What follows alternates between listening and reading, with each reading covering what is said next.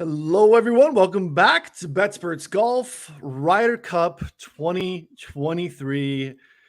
Andy here, as always. But Andy, you and I are the ancillary pieces this week. We are bringing in heavyweights. If you are familiar with all the great content we do here on BetSperts Golf, this gentleman is familiar to you. He is a prominent piece of our DFS show weekly, and it is Byron, the model maniac. You could find his extensive must-read work here over at rotoballer.com. Just find him on Twitter at the Model Maniac, and you will find a breakdown that is unrivaled on the internet in terms of speculation, history, whatever you need. Byron has it covered. Floor is yours, buddy. Welcome to the show. Thank you so much for that wonderful introduction there, Noonan. That was really nice. I kind of started researching, and then when you swim just too far away from the shoreline and then you just have to swim to the next continent, that's kind of how I felt putting this together. I just took forever and ever, but I got through it, powered through it. I'm still married, barely.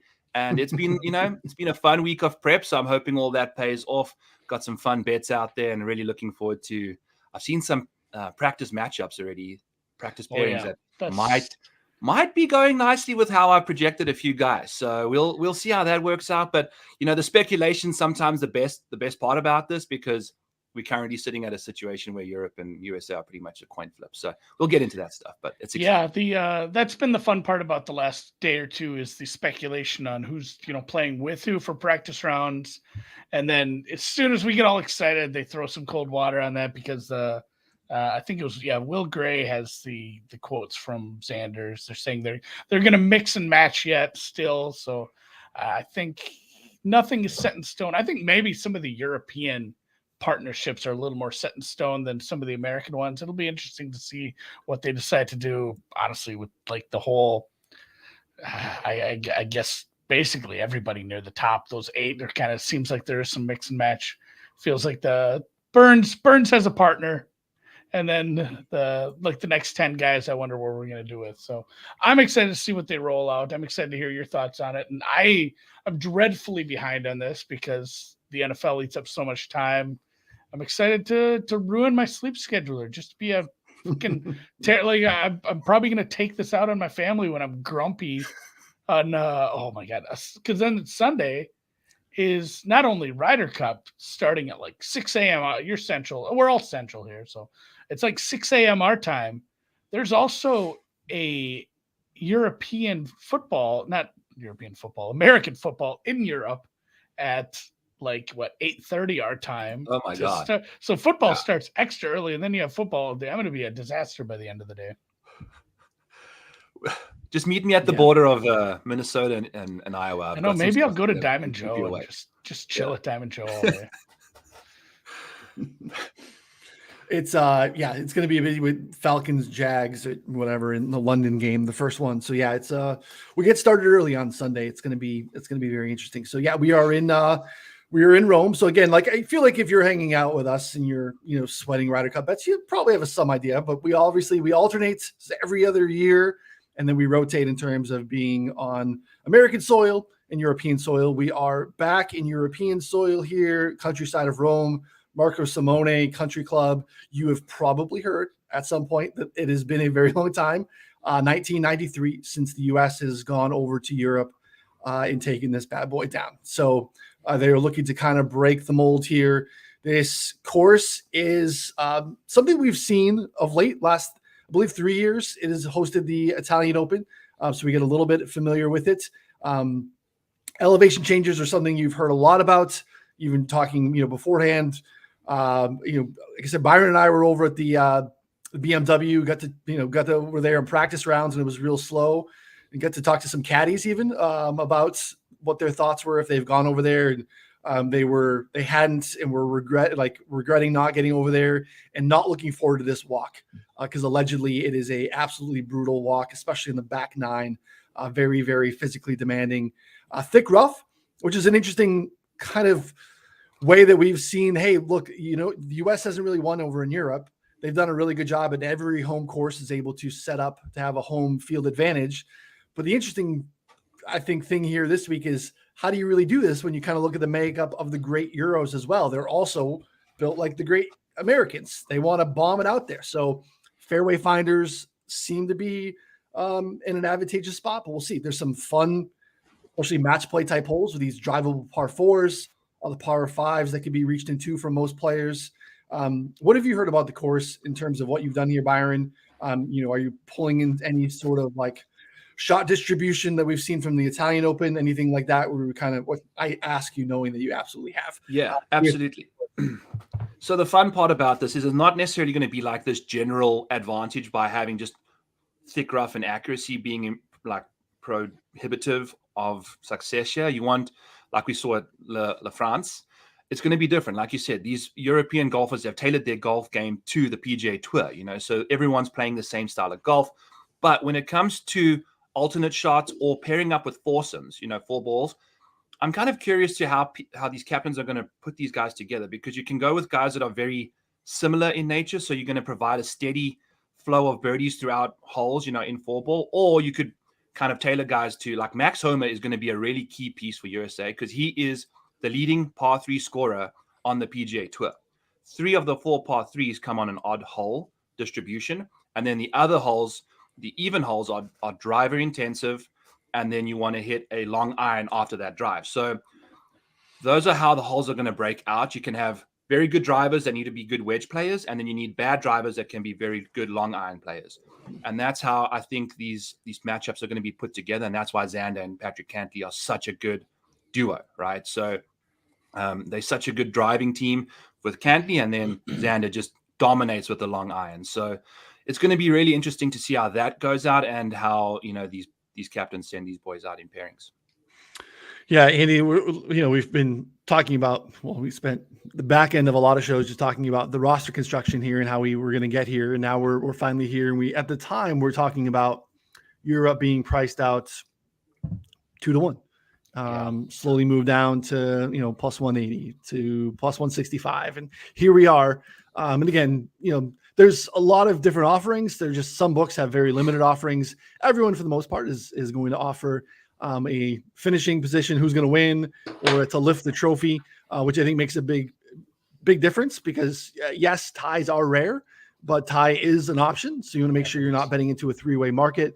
Looking at Rivers, I have Rivers up right now just because I think they have a pretty extensive menu for some of the other props that are available in terms of other books that are out there. But right now, Europe down to plus 110.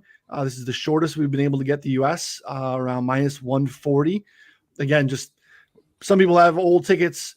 Where we stand now, if you were to jump in new and you have not bet this, where would you go? I mean, the price was wrong. Like 2 to 1 was probably wrong. It was, but a lot of this late steam, maybe coming from some FOMO bets, people miss the number, but also the fact that a lot of the U.S. players just have this time off, whereas not everybody. I know some of the premier players didn't play as much, but like the whole back half of the European Ryder Cup team played a bunch over the last few weeks. You get to see those guys every week. Højgaard, Neiberg up near the top, amongst other names. Moronk was, left off. But I mean, basically like 7 or 8 guys that were kind of in contention to be captain's picks were just every week seemingly near the top of the leaderboard. So I think that kind of drove some of the perception that, oh my gosh, this is a really deep team. They have a bunch of young, good players. You can flip that the other way, saying too, like, hey, these guys haven't played in this style. This is so different. I mean, then that's the biggest thing. And, the people who are critical of like JT, that's the main reason, I guess, to bring him along. It is a different kind of golf, and having experience absolutely does matter. It's not just, hey, I played some match play in Austin, Texas. Like it's quite a bit different. The team aspect, the foursome, the 4-ball, just knowing how this goes, traveling with this team and playing in Europe in the past. It's important. So like, I'm probably fine with these odds. Like if you made me bet a side right now, I'd just try to, I'd price shop and I'd find the cheapest price on either. I think you could almost arbitrage this at some points. There's places that have, there's slow moving paperheads that have Europe pretty high still, like plus 130, 140s out there. And you can go find a 2-way market on the US at like minus 105. like there's definitely a chance to just arbitrage this, sit back and enjoy some golf. But for the most part, I like the prop markets in here. Top point scorer for your team, continent, country, what have you, top rookie, top wild card, debutante rookie being the same thing, I guess. But then they have points matchups. You're going to see that a lot. They have like, Fitzpatrick and Spieth, who's going to score the most points. Those are way more fun to break down because, like I said, you don't have a lot of time to actually bet the actual matches once they put them together, especially the afternoon sessions that are going to start so early for us. So I like to do most of my betting here pre-match, and I think over the next day or so, that's what I'm going to be looking at is some of these points matchups once I get a better feel for how often these guys I think are going to play. Have you looked at any of those, Byron? Just player A versus player B, who scores the most points? And I know you probably, even if you have it, I bet you have some projections that you can play with. Yeah, I mean, I've got guys who projected for 5, 4, 3, 2. There's a 2 guy, Robert McIntyre's. Yeah. I'm projecting him for 2 starts, right? So if you're going to bet on Robert McIntyre, it better be in a matchup, straight up, because the chances of him getting more than 2 points is almost impossible, I'd imagine.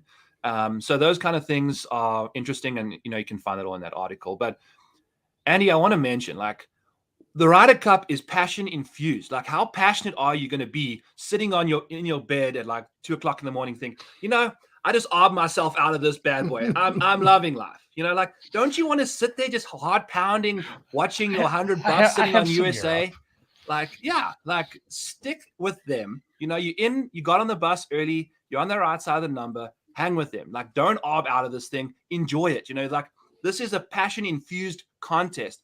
Sitting there with an arbed out bet. If you want to make money, go for it. But I feel like this, out of all the golf tournaments that you want to bet on, is a tournament that you just gotta ride with your heart, man. Like, if you lose a bunch of money, chalk it up to like entertainment value. Like, we're gonna try and make money, but at the end of the day, it's just a fun time to bet golf, especially in the morning.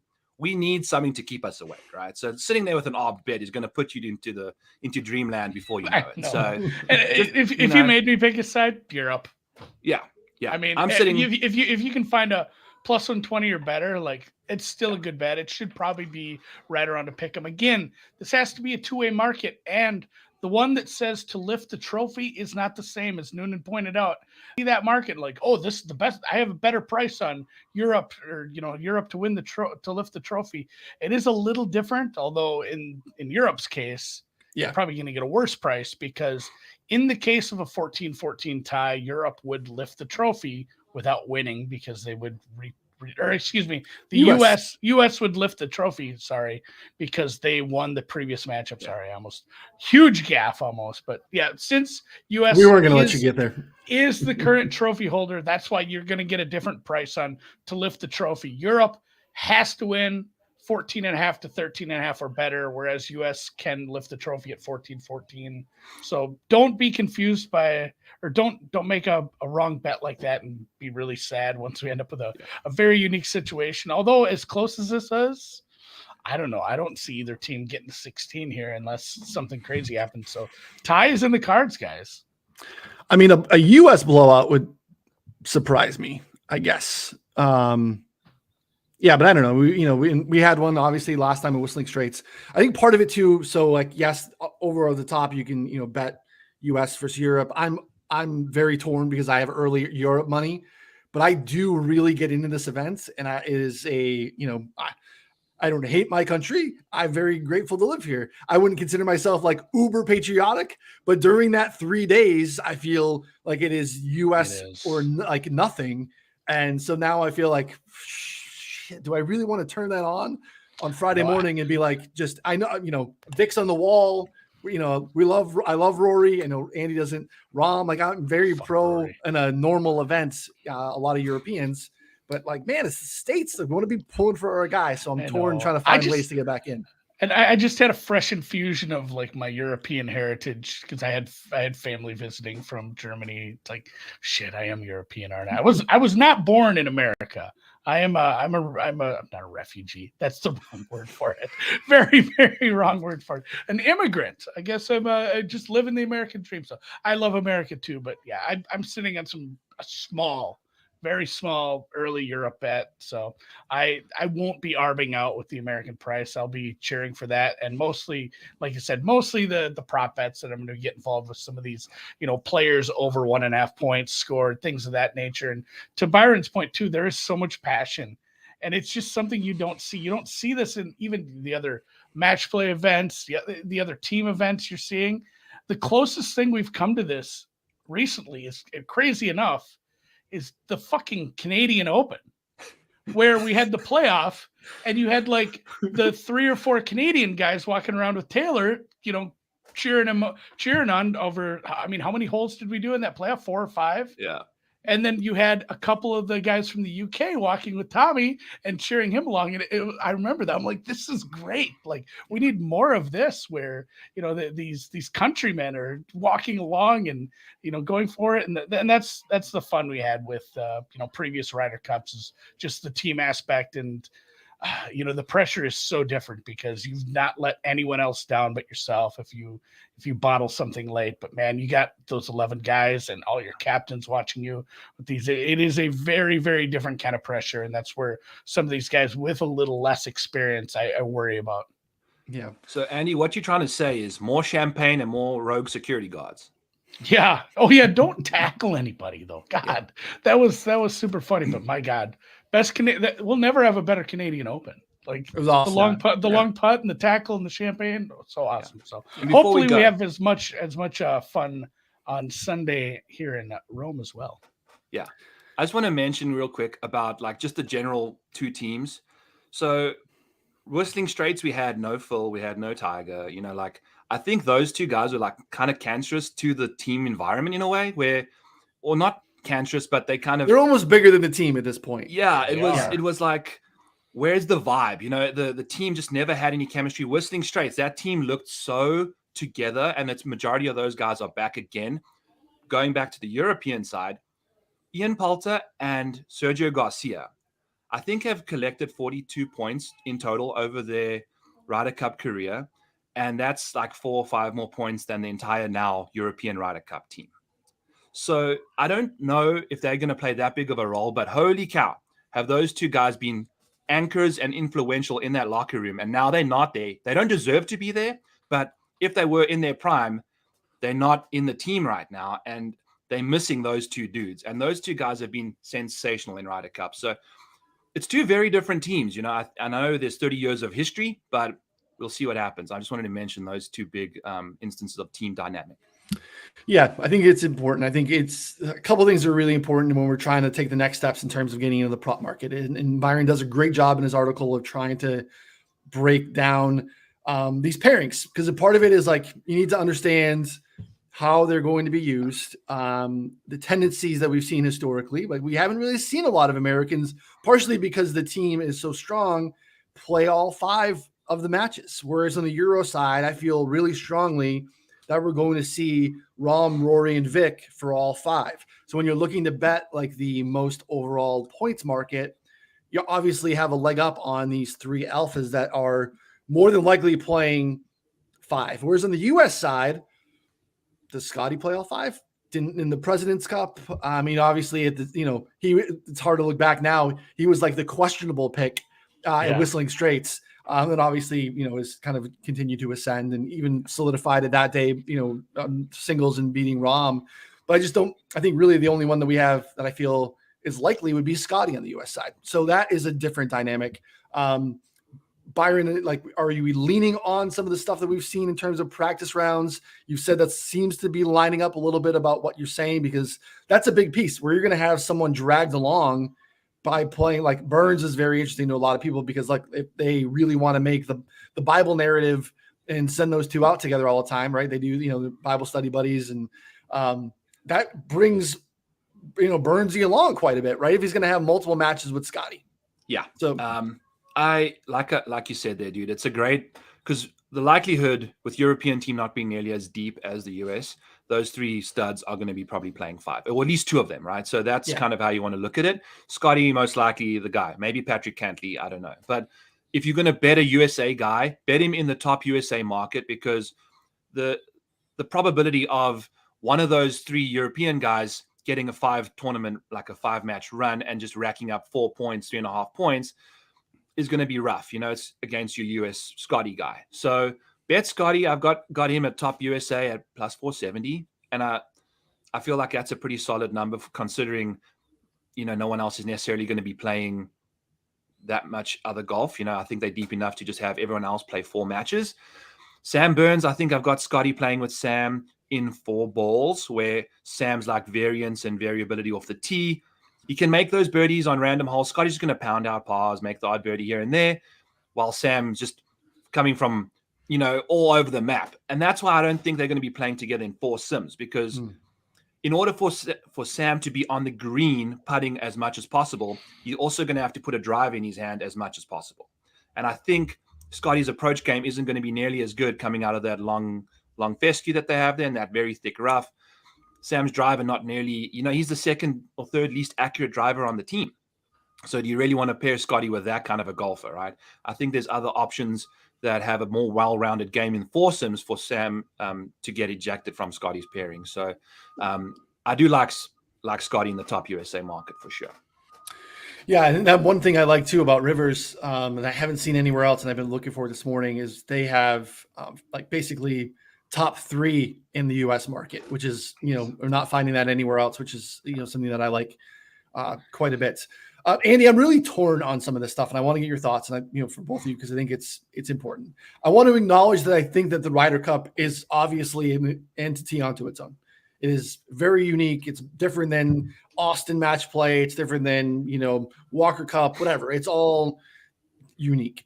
We're pulling in a lot of really small, long time frame historical data and really leaning on it heavily.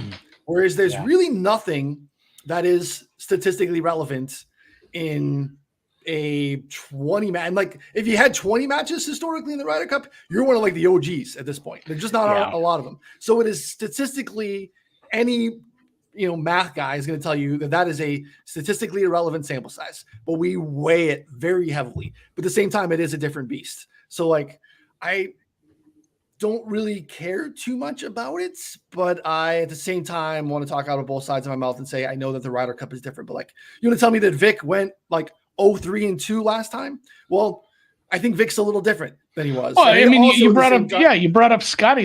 It's the same thing. There's a big difference between, and I know he wasn't on the team, but there's a big difference between where Scotty, Vic, and obviously now because he is on a team qualified, Max Homa. That it wasn't even a glimmer in someone's eye thinking about, hey, this is a guy that might be on a team in 2 years when we were looking at that at Whistling Straits. It's crazy, how quick these ascend. And, I do believe it's different too. Looking back at past history of guys who debuted in previous Ryder Cups, 8, 10, longer than that years ago, it is way different. Some of these young golfers, I don't think we can lean so much on, hey, these guys lack the experience in this style of play and they're just young and they haven't done this. Some of these guys are just too damn good at golf.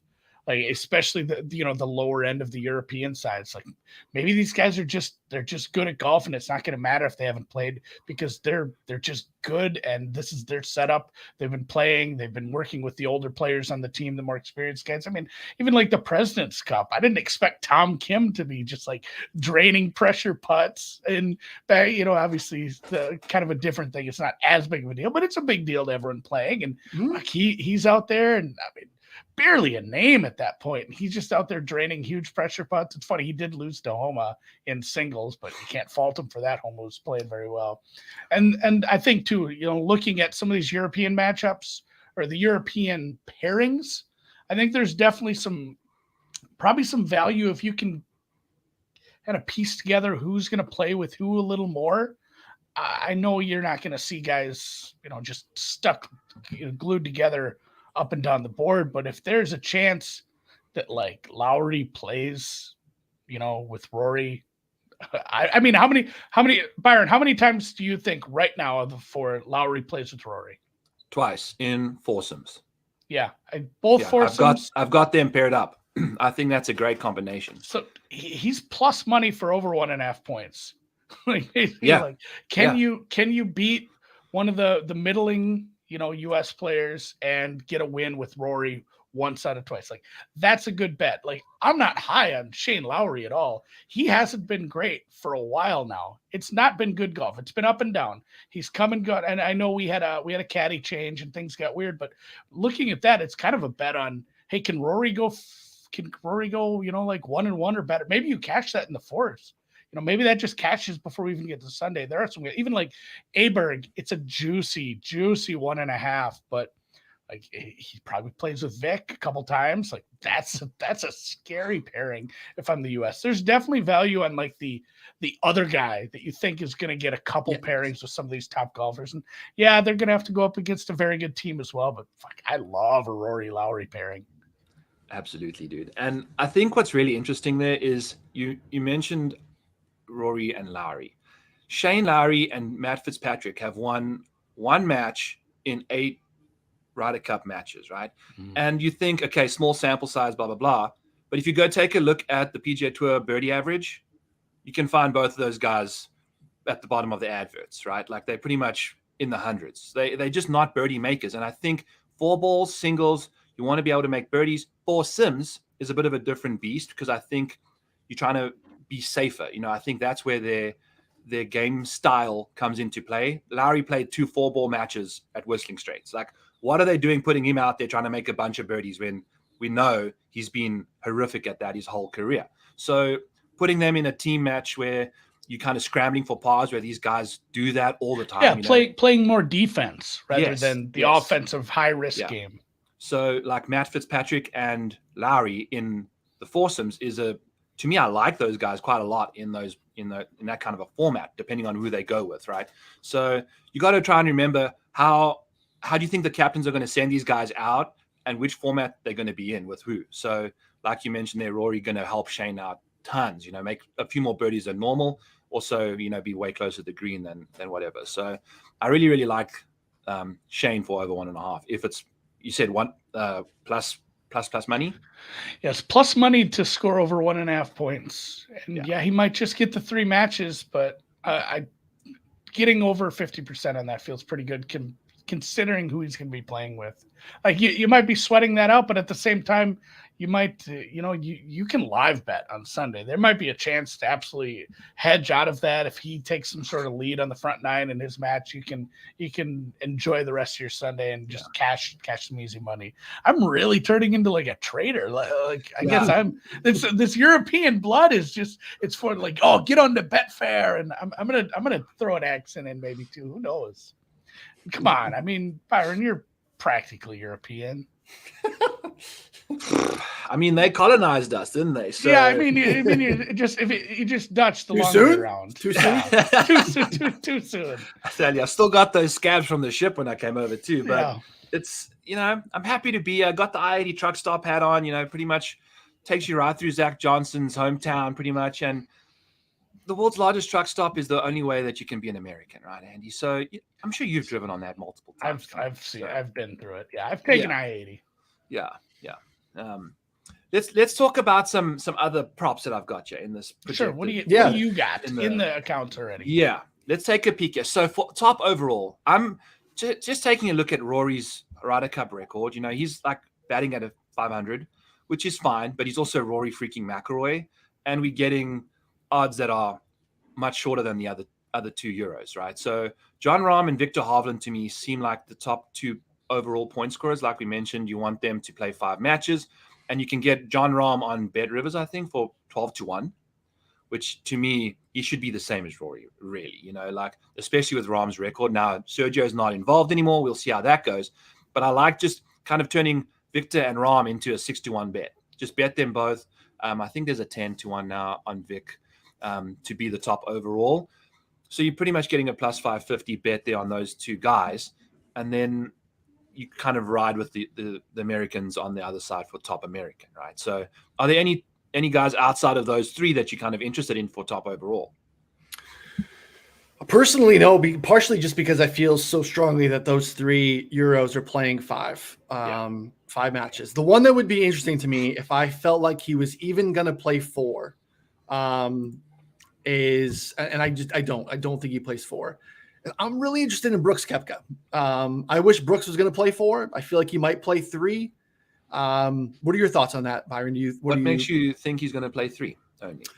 I don't know. Where did you have him at 3? Yeah, no history. He's literally gone day 1, Okay. 1 match. So you have day 2, 2 matches, and then singles. Like he's played 4 matches every single time with the exact same sequence. Like he's mentioned, he's wants his own thing. He wants his own routine. He's not really into the whole team thing. I think they just let him do his thing. And if he's found success in the past playing 1 match on session day 1, 2 matches day 2, and then singles, I think they're going to just do that again. And I think he's going to be a great partner for pretty much anyone, dude. Like Brooks is really going under the radar. This guy's been balling out this year, folks. Like he's like Scotty B1B, right? Like I know we got this whole live stigma and stuff, but Brooks has been incredible.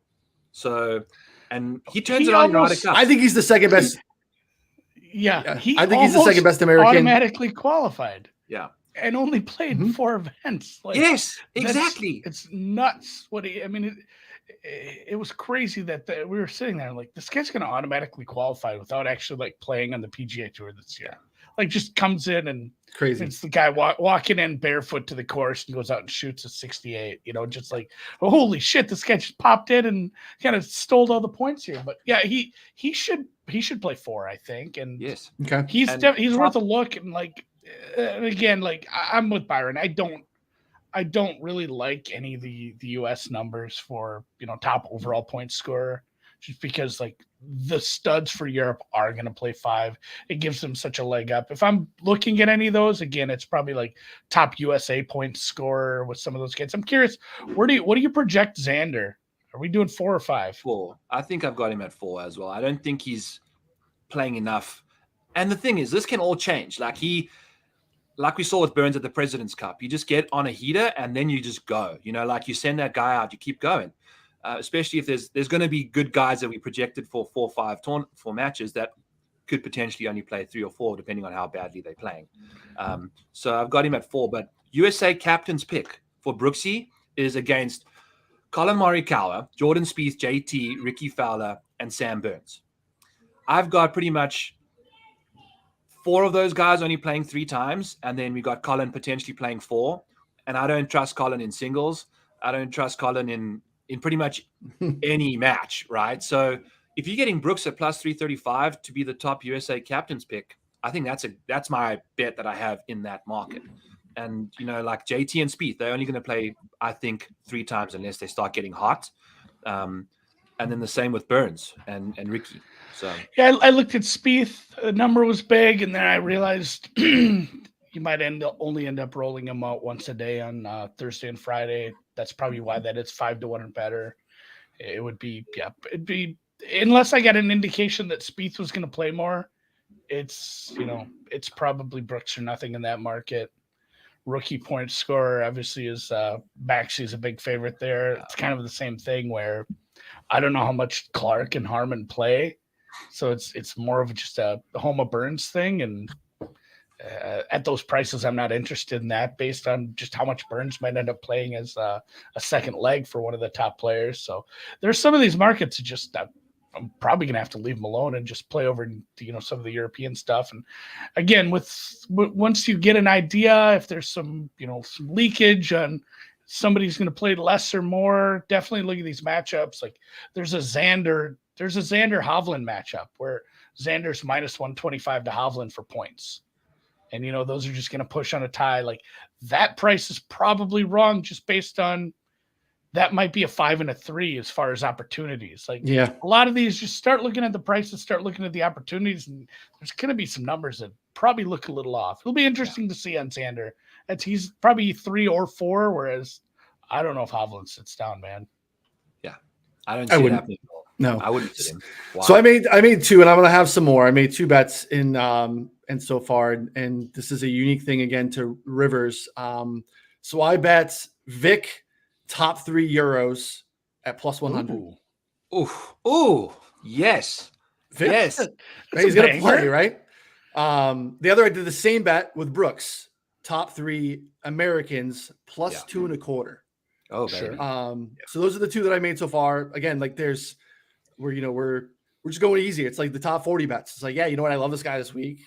We're going to get like, you're going to be plus money for him to do something where I think he's in the mix to win or top 5, top 10.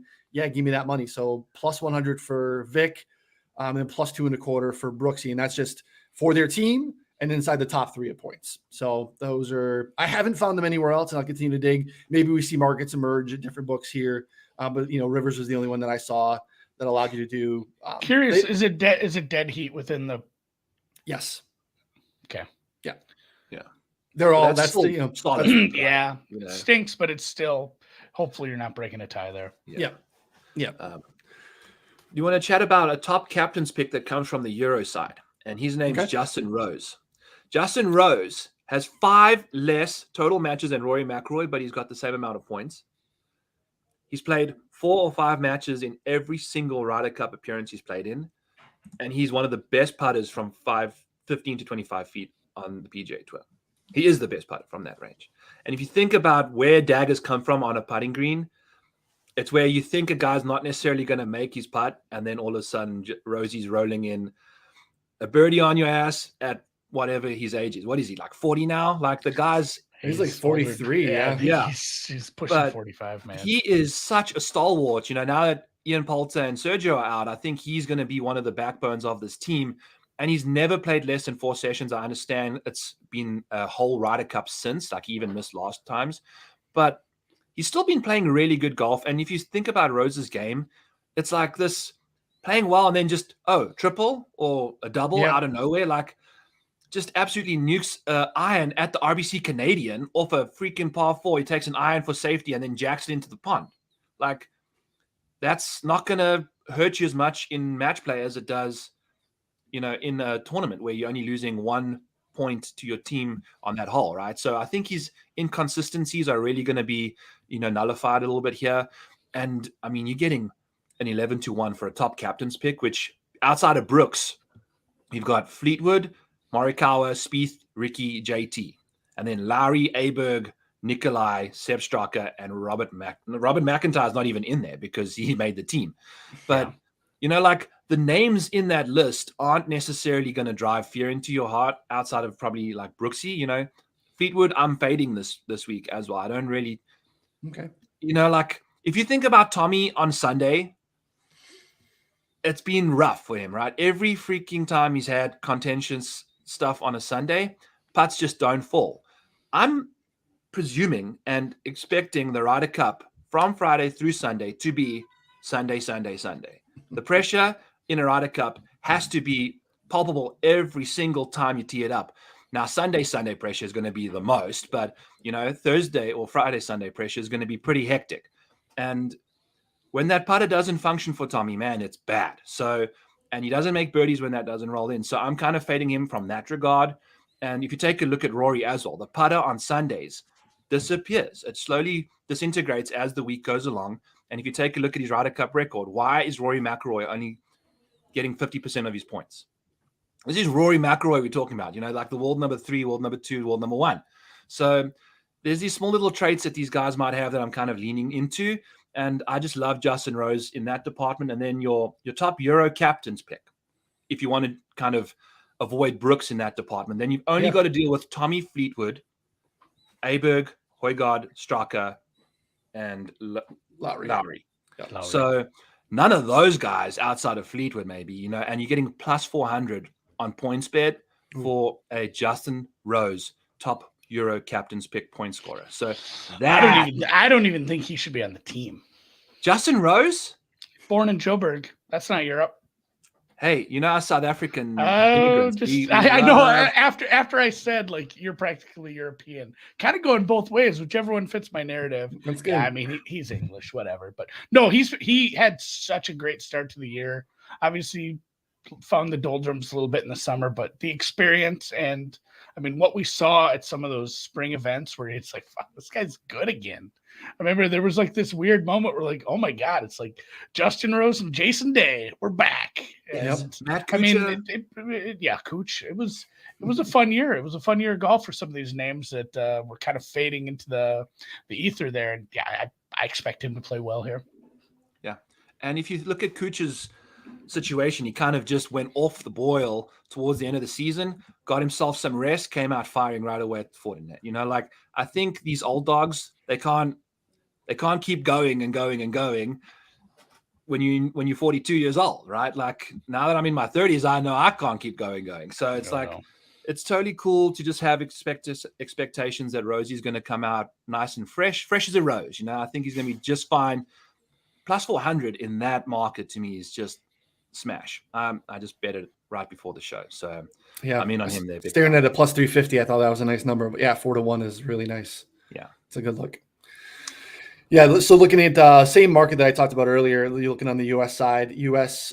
Top point scorer. You can also do the top 3. Scotty in that market is also plus 100. So again, just knowing that like Scotty should be going out, 4 to 5 times probably, maybe at least 4.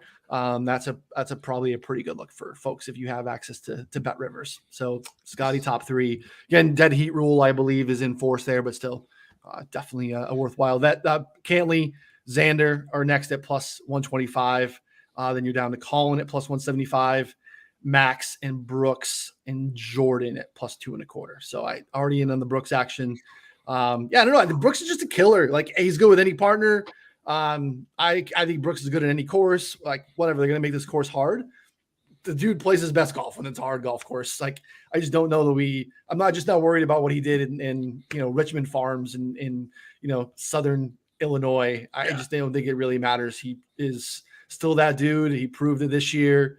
And give me Brooks. And I don't know that he's not a team guy. Like I think he probably they took that picture and he was not on the plane and not with everyone. Like he was doing the live stuff. I think he probably bounced with Jenna and they have a new little one. And he just had a baby. Yeah. Mm-hmm. So same thing with, Spieth those are his boys. I think it's a little different. I just don't really buy into any of that. Like he's not part of the crew type of thing. Like I love not bringing the wife though.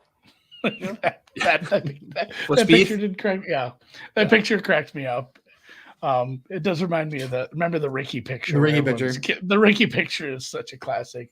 Yeah. Top 5 golf picture of all time. I wanted both your opinions on like Harman and Wyndham. Weird situations. Yeah, the golf was really good, but it's kind of like I don't know what the analog for this is, in like real life. They're probably like TV show, it's like I don't know, Fresh Prince of Bel-Air, just thrown into a different situation. You're in a different stratosphere. You were not people who were being talked about for this 6 months ago. Even when they were playing well in the spring, to automatically qualify, to get your names, to be at the big boy table like this, I worry about them more than some of the young European players. It's just like, you played your way on.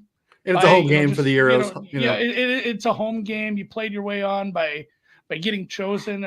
Not that those guys couldn't have been chosen by having good, maybe they each runner up the majors and, they play as well as they can and they get chosen anyway. But like, that's a huge jump up from guys that probably weren't looking forward to playing in Rome when they started their season. And both of their point totals, and I'm curious what you have for projections on them too, Byron. Both their point totals are sitting at 1.5, juice to the under.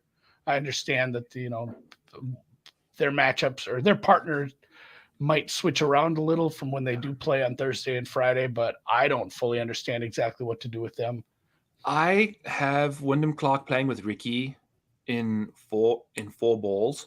I think Clark's game suits explosivity, volatility. 4 balls. Best ball situation, Wyndham Clark, especially off the tee. You don't want him, playing alternate shot with the way his driver can just pretty much be anywhere on the planet. So got him just playing 3 with Ricky, doing his thing over there. And then I think he's playing with Xander in the first session that I have. So he's got 2 solid 4-ball partners that he can pair up with.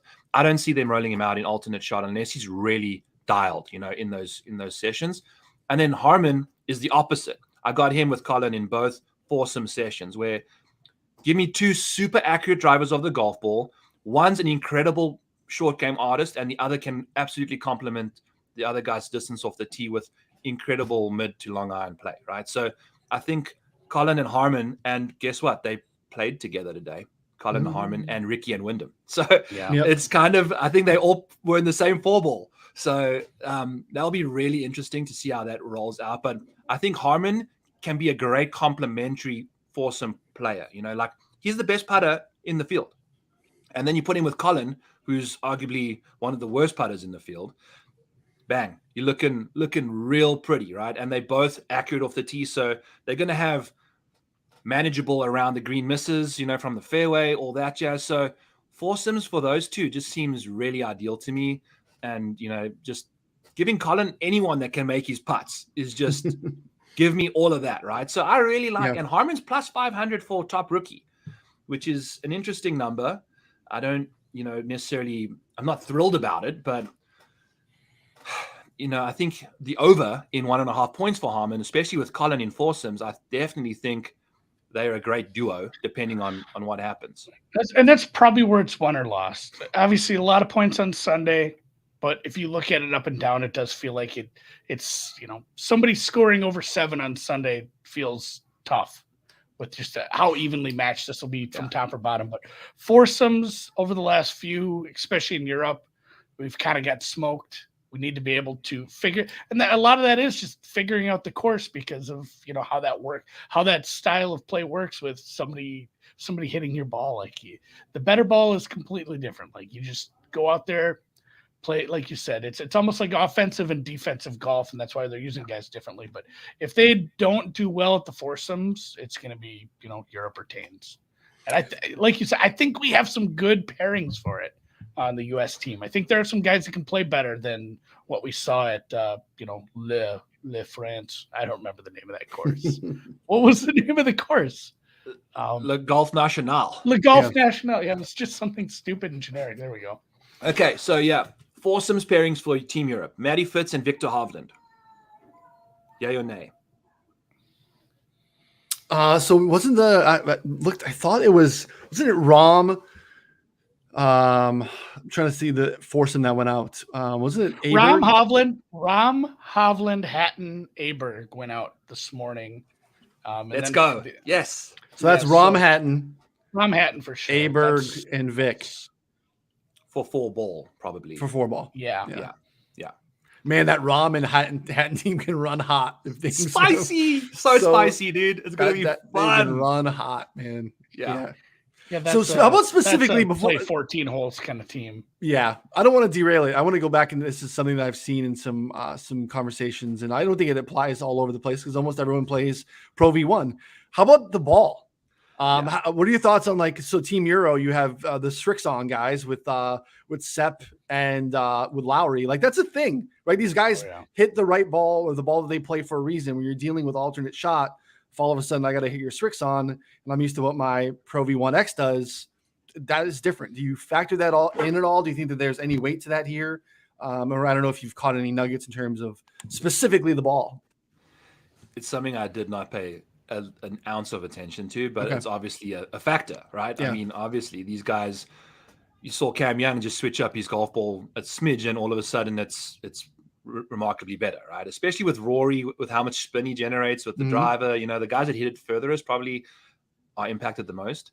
So I don't know. That's a great, so you're saying Straka and Lowry going to play together just because of a golf ball? Or I don't know. I've seen it. I've seen it speculated about.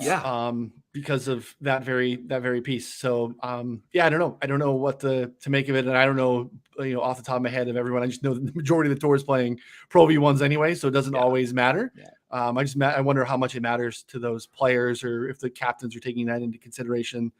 It's like, look, we're not super stoked to throw Straka and Lowry out there a bunch anyway. But just eat it. The two of you go out together, play alternate shot, and you can hit your Srixons all over the place. Yeah, it feels really marginal. I play Srixons, by the way. I love them. I think they're great. I'm a noodle Z-Star guy right here. But there is a reason that Pro V1s cost what they cost.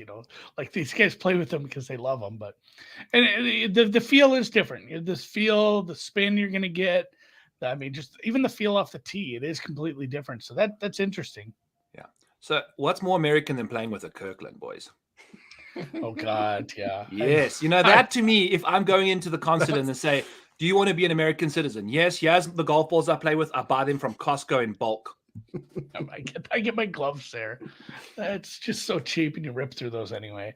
How does that work? So, like, if somebody's a Titleist and somebody's a Strixon, like, are you teeing off with your Strixon, and then the next hole, do you have to pick a specific ball, don't you? Yeah. You can't be bouncing back and forth. That'd be lunacy. No, you got to pick a ball. Wonder how they do that. For the Rock, round. paper, scissors. I believe you have to pick a ball for the round. Yeah. Yeah. No, Yep. yeah, for sure, right? They would never let them. Okay. Just wanted to make sure I wasn't talking. Yeah, That not is live clean in bizarre, place. though, because if you think about just teeing up on a regular Sunday, like I don't have exactly the same golf ball all the time. So that's really interesting that you can't, tailor golf balls for certain holes. I did not realize that.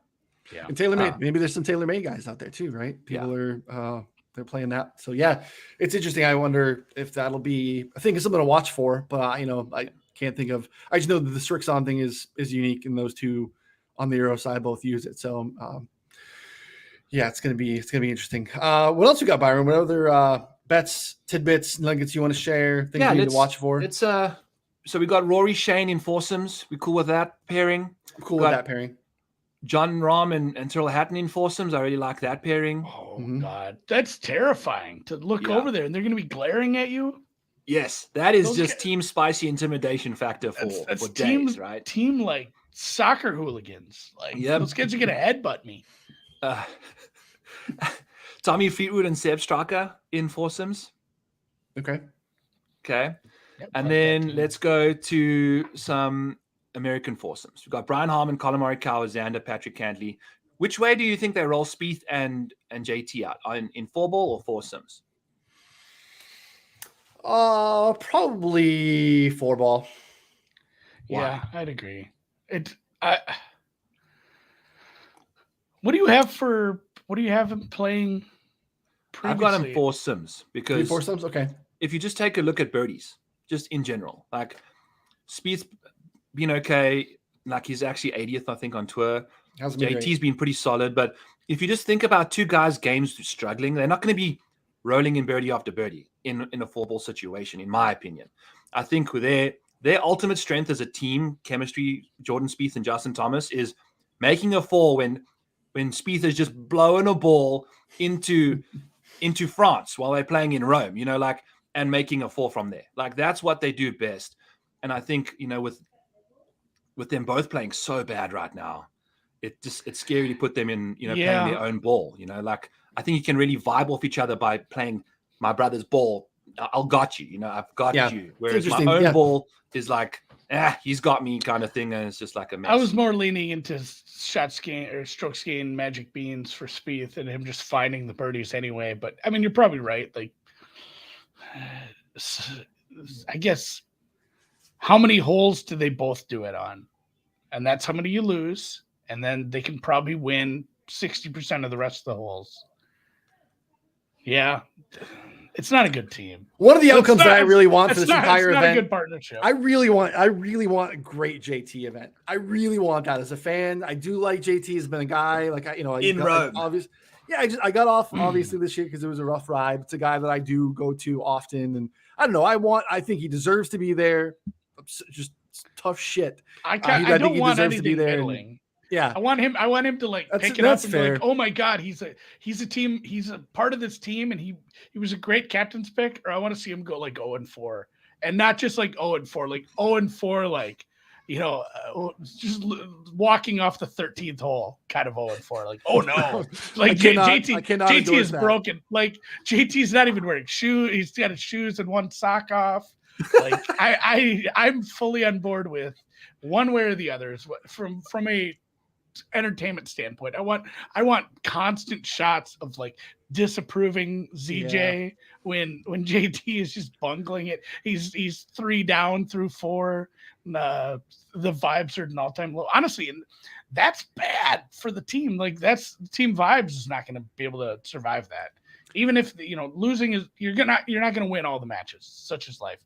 But like losing badly when it was like, hey, ZJ kind of vouched for this. This is our guy, and he's coming over here and fucking us. Like that's super bad for team vibes. JT is very similar, Byron, to the Rose thing. I think some of the bad stuff with JT over the last handful of months has been blow up holes, and that is somewhat mitigated in this format We've seen some good golf from him occasionally. We've just seen some obviously disastrous holes that send Yes, you, a 7 doesn't matter. And yeah.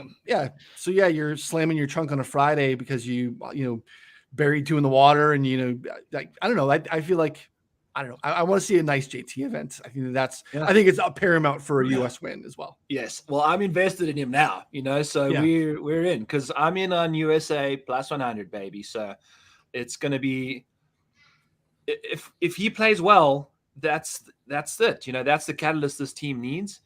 And also those blow up holes with Jordan Spieth, like that's anti-blow up, man. Like he's like those BMW run flat tires. It's just, you can run over anything, and all of a sudden you just cruising into the gas station with a tire that's still functionable because Jordan's just doing whatever he does. So I love it. I think there's a path here, man. I really do.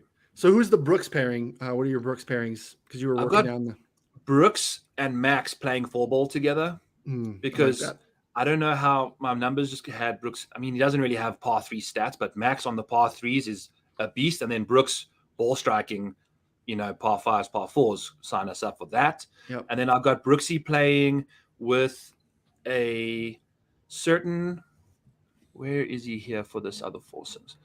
With Scotty in the second session of foursomes.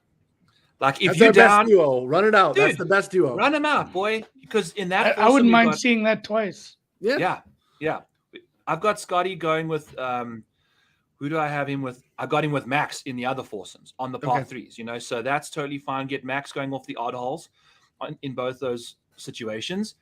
And then I like those pairings a lot for my Brooks bets. Says twice with Max and once with Scotty. Yes. But I also like, that's part of the Max handicap in general, is I really don't necessarily care who he's with.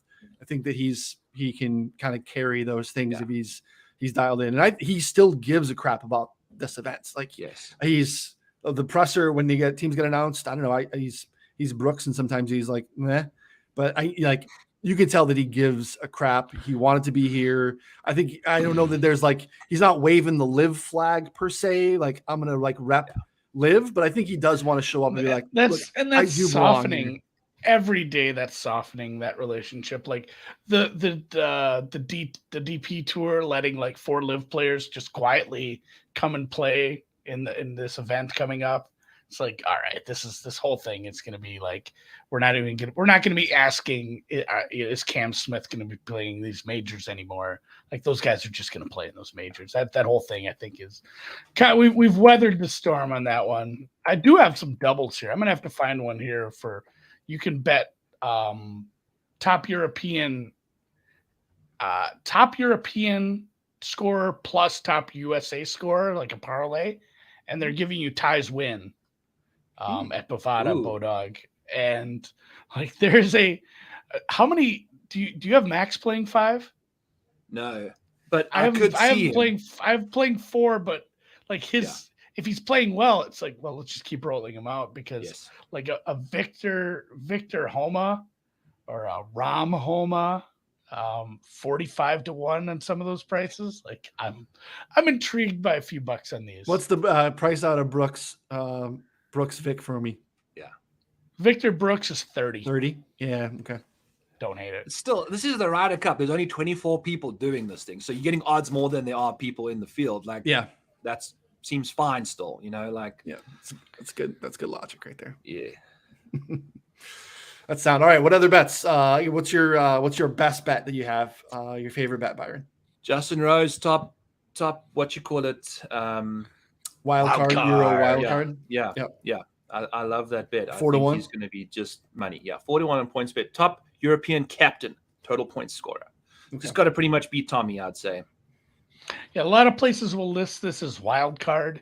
It's, wild card, captain's pick, non-qualifier, whatever they list it as. But there should be 6 players listed from Tommy to Sepp. And Rory and Vic and Rom should not be in it. Yeah, they're not in the pool. Ludwig is getting a lot of love in some of these markets. Look, if he's going to go out and drive the ball like he's driven the ball since he's been on tour, and he's going to be paired with Vic at least once, I get the Ludwig love. Yeah, I mean, bet him rookie. I don't see McIntyre playing much, and Sepp shouldn't play. Sepp probably is in 3. Yeah, Højgaard, I'm not sure. So like Aberg, that's been bet down too. That opened like 175. Top European rookie has been bet down. But like if you want Aberg, that's still a plus money price that he might roll out there quite a bit. So Yeah, my what are you only seeing? thing What are you with seeing on the Aberg, Euro rookie? 140 right now. Okay. if you take a look at what Aberg's done when he's been in contention, outside of the win that he just went nuclear on the back nine, wasn't really in the mix when he won that tournament, really. He's under pressure, man. He's still and that's 23. Yeah, he's a young man. Yeah, but that's what I just think under pressure, four ball only for him. You know, the foursomes can get. I just don't trust the guy under pressure. So and his numbers are short, and I'm not going to lay that much on a guy that, came from way behind to win a tournament. And then anytime at Wentworth, for instance, 2-shot lead, guy was 4th or 5th worst score on the day. So is that really what you want to hit your wagon to at plus 150 kind of stuff? Yeah. You make that decision, but the upside's there. It's just whether or not he can handle it. Yeah, a lot of that bet is, I think, just betting against McIntyre and Sepp. Yeah. It's kind of it's Højgaard or Aberg for me in that market for sure. Yeah, in hindsight, I mean, we spent so much time. It made so much sense for them to bring those kids here. They were at Bethpage Black next time. Like, those guys are going to be staples of the Euro team for a very long time. Let them get their debut out in a soft, welcoming environment. That way, when they get to New York for 2025, they are a little bit more familiar with the inner workings of a Ryder Cup, and because they're going to be around. Those two are not going anywhere for sure for a very long time. So yeah, it makes sense. I love the only two that I made. I mean, I have a Euro ticket from 3 months ago. I'm really torn on what to do with it. Just cheer for the US, and it's like an emotional hedge. Maybe I don't know that I'm going to financially hedge out of the Euro bet, but cheer for the US, and if they lose, yay, we got some extra money for Sunday late slate. And then the Brooks top 3 US at plus 2.25, and Vic top 3 on the Euro side at plus 100. Those are both bet rivers. Yeah, I couldn't find I have a US Ryder Cup hat somewhere from Hazeltine, but I can't find it this morning, so I just wore the Betsperts Golf. Yeah, I don't know. I don't have a best bet. You haven't bet much yet, though, right? No, best bet. Just I might take Vic as top Euro point scorer, and most of my betting's gonna be live. It's a good trading event too. I mean, especially if you get a good feel for, this was a little bit wonky here in the morning session. You can probably find some nice bets between sessions on Thursday and Friday. Yeah, and that's a tough thing. The betting window is so small there. That's really hard. So make sure you're.